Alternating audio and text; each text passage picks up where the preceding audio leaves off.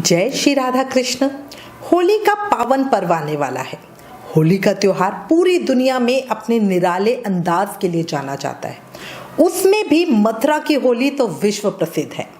बरसाना की लठमार होली देखने के लिए तो विदेशी भी आते हैं। होली का उत्सव फागुन पूर्णिमा को प्रदोष काल में होलिका दहन के बाद अगले दिन मनाया जाता है। उस दिन रंगों वाली होली या जिसे धुलंडी कहते हैं वो खेली जाती है। उससे पहले दिन होलिका दहन करके नेगेटिविटी को दूर किया जाता है। इस साल 2024 में होलिका दहन वाले दिन सर्वत्र सिद्ध योग बन रहा है और होली वाले दिन वृद्धि योग होगा, पर साथ ही चंद्र ग्रहण भी होगा। तो अब आज इस वीडियो में हम चर्चा कर रहे हैं होलिका दहन का शुभ मुहूर्त क्या है, होलिका दहन पर सर्वत्र सिद्ध योग और वृद्धि योग कब तक है, साथ ही चंद्र ग्रहण की पूरी जानकारी भी दूंगी। चर्चा शुरू करने से पहले एक रिक्वेस्ट, अगर चैनल पर नए हो तो चैनल सब्सक्राइब करना भूलना नहीं। साथ ही आने वाले व्रत त्योहारों का रिमाइंडर अपने फोन पर पाने के लिए व्रत लिखकर 9821025751 पर व्हाट्सएप मैसेज करें। सबसे पहले हम अपनी चर्चा शुरू करते हैं 24 मार्च या 25 मार्च कब है इस साल 2024 में होली। तो देखो, होली का पर्व फागुन माह की पूर्णिमा तिथि के दिन मनाया जाता है। होली की तारीख को लेकर कंफ्यूजन इसलिए बना हुआ है कि पूर्णिमा तिथि 24 और 25 दोनों दिन रहने वाली है। दरअसल रंगोत्सव प्रतिपदा तिथि में होता है। होली की तिथि को लेकर शास्त्रों में एक मत है, एक रूल बताया गया है कि होलिका दहन फागुन पूर्णिमा के दिन किया जाता है और अगले दिन रंगोत्सव मनाया जाता है। ठीक है, अब ये बात क्लियर हो गई। इस बार 24 मार्च को सुबह 9:56 पर पूर्णिमा तिथि शुरू हो रही है और इसका समापन अगले दिन यानी 25 मार्च को प्रदोष काल से पहले हो रहा है। शास्त्रों में क्लियरली बताया गया है कि अगर कभी ऐसा होता है तो दोनों दिनों में अगर पूर्णिमा तिथि हो तो पहले दिन अगर प्रदोष काल में पूर्णिमा तिथि लग रही है तो उसी दिन भद्रा रहित काल में होलिका दहन किया जाना चाहिए। अगले दिन सूर्योदय में पूर्णिमा तिथि तो है पर प्रदोष काल में नहीं है। ठीक है, इसी नियम के अनुसार इस बार 24 मार्च को होलिका दहन और अगले दिन यानी 25 मार्च को रंगोत्सव या धुलंडी उत्सव मनाया जाएगा। फागुन पूर्णिमा की तिथि का एग्जैक्ट समय बता देती हूँ। फागुन पूर्णिमा तिथि स्टार्ट हो रही है 24 मार्च को सुबह 9:54 AM पे और समाप्त हो रही है 25 मार्च को 12:29 PM पे दोपहर में। बता दूं कि 24 मार्च को पूर्णिमा व्रत और सत्यनारायण भगवान की पूजा व्रत किया जाएगा। चंद्रमा को अर्घ भी 24 को ही दिया जाएगा। वहीं 25 मार्च को स्नान दान पूर्णिमा होगी।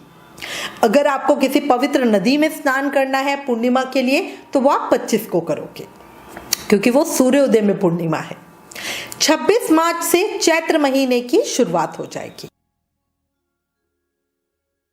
अब हमारे पास बहुत सारी कंफ्यूजन भी आ रही है कि होलिका दहन किस समय होगा।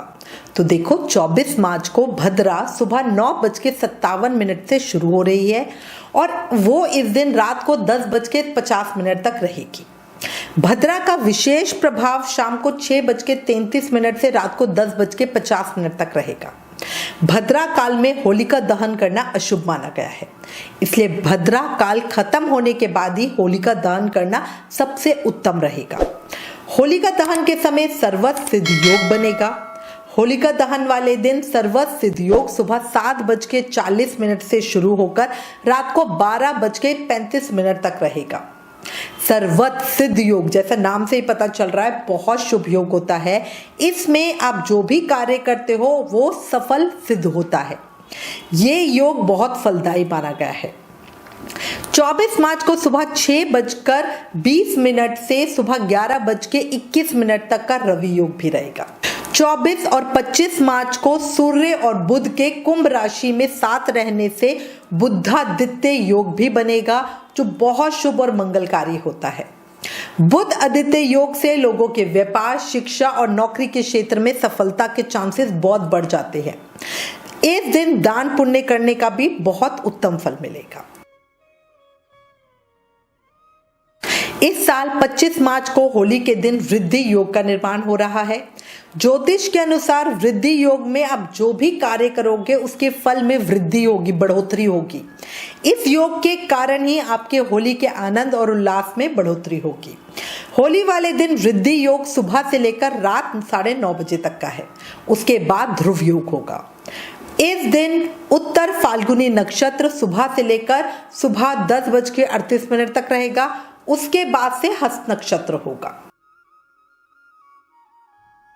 फागुन पूर्णिमा को प्रदोष काल में भद्रा लगी हुई है, जिस वजह से लोगों को होलिका दहन के लिए इस बार बहुत लंबा इंतजार करना पड़ेगा। होलिका दहन वाले दिन भद्रा का साया सुबह 9 बज के मतलब 24 मार्च को भद्रा का साया सुबह 9:54 AM से 11:13 PM के बीच तक भूमि लोक पर है। इसीलिए हर जगह इस समय में होलिका दहन करने को मना किया जा रहा है।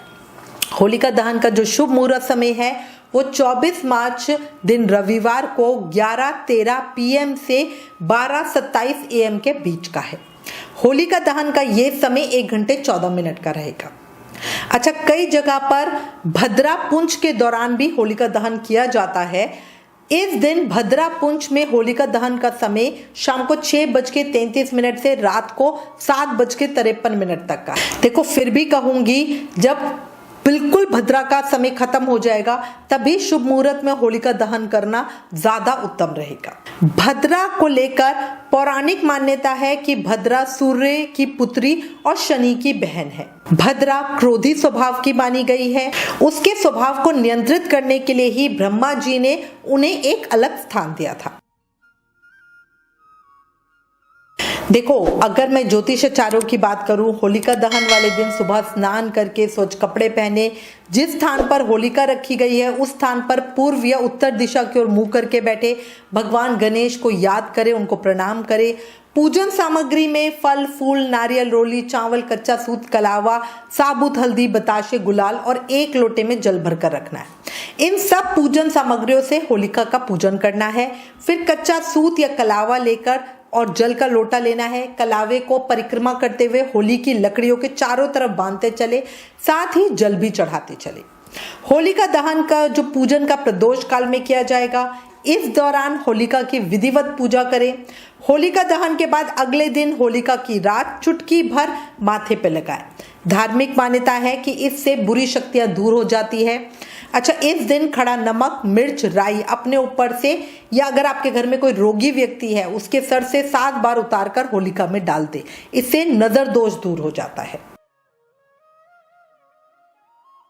अगर मैं होली के महत्व की बात करूं तो भक्त प्रहलाद को आग में जलाकर मारने के लिए उसकी बुआ होलिका ने अपने भाई हिरण्यकश्यप की साजिश में शामिल हुई थी। वो जो प्रहलाद जी थे वो तो विष्णु भक्त थे, तो उन्होंने क्या किया था, होलिका ने प्रहलाद को अपनी गोद में लेकर वो लकड़ियों के ढेर पर बैठ गई थी और उसमें आग लगा दी थी। लेकिन भगवान विष्णु की कृपा से भक्त प्रहलाद तो बच गए और होलिका जल गई। इस घटना के बाद से हर साल फागुन पूर्णिमा को प्रदोष काल में होलिका दहन किया जाता है। ये बुराई पर अच्छाई की जीत का प्रतीक है। होलिका दहन के अगले दिन रंगों की होली यानी धुलंडी रंगोत्सव किया जाता है। अच्छा, अब मैं चंद्र ग्रहण की बात कर लूं। इस साल होली का त्योहार थोड़ा सा बेरंग हो सकता है क्योंकि हिंदू पंचांग के अनुसार इस बार होली के दिन साल का पहला चंद्र ग्रहण लगने वाला है। ये चंद्र ग्रहण कन्या राशि में लगेगा। ये ग्रहण सोमवार 25 मार्च को होली के दिन लगेगा। ये चंद्र ग्रहण सुबह 10:24 से लेकर दोपहर को 3:01 तक रहेगा। यानी चंद्र ग्रहण की कुल अवधि 4 घंटे 36 मिनट की है। पर यहाँ ध्यान देने वाली बात यह है कि ये चंद्र ग्रहण भारत में दिखाई नहीं देगा, इसीलिए भारत में किसी भी तरह का कोई भी ग्रहण नियम या सूतक काल मान्य नहीं होगा। इसमें पूजा पाठ, शुभ व मांगलिक कार्य भी किसी भी तरह की कोई रोक नहीं होगी। ये चंद्र ग्रहण उत्तर पूर्व Asia, Europe, Australia, America, Japan, रूस, आयरलैंड, इंग्लैंड, स्पेन, पुर्तगाल, इटली, प्रशांत, अटलांटिक और आर्कटिका महासागर जैसी जगहों पे दिखाई देगा। 25 मार्च को होली के दिन साल का पहला चंद्र ग्रहण लगेगा और इसी समय मीन राशि में ग्रहण योग बनना कुछ लोगों के लिए थोड़ा सा अशुभ हो सकता है। इसका असर लोगों के जीवन पे कुछ तो पड़ेगा ही। इसी के साथ मैं उम्मीद करती हूँ इस वीडियो में दी गई जानकारी आपके लिए उपयोगी होगी। इससे रिलेटेड अगर आपके पास कोई भी कमेंट्स या सजेशन है तो प्लीज हमें लिखें। ज्ञान बांटने से बढ़ता है, इसलिए इस वीडियो को ज्यादा से ज्यादा शेयर करें। Please like, share and subscribe. Thank you. जय श्री राधा कृष्ण।